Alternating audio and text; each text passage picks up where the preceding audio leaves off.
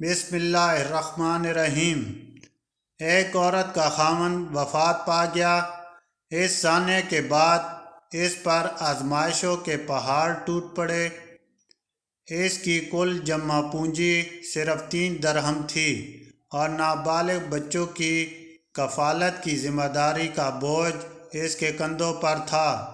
اس بیوہ عورت نے مصیبتوں اور مشکلات کے ان حالات میں افسوس اور دکھ کرنے کی بجائے ان حالات کا مقابلہ کرنے کی ٹھان لی اور بازار سے جا کر 3 درہم کی اون خرید لائی۔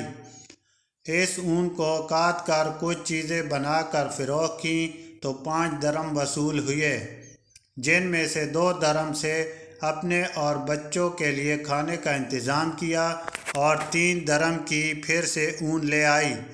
اس طرح سے اس کا گزر بسر ہونے لگا۔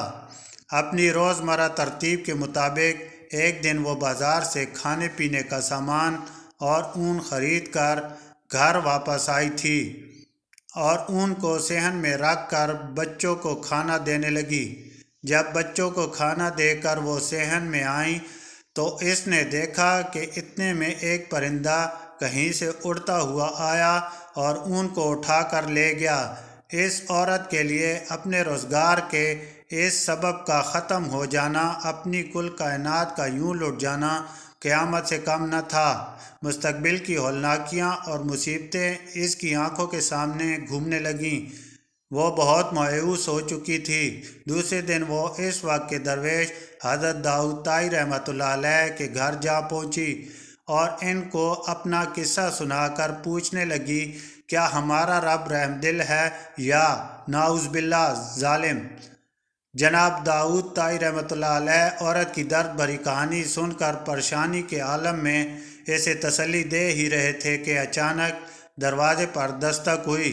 انہوں نے جا کر دیکھا تو چند اجنبی دروازے پر کھڑے ہوئے تھے۔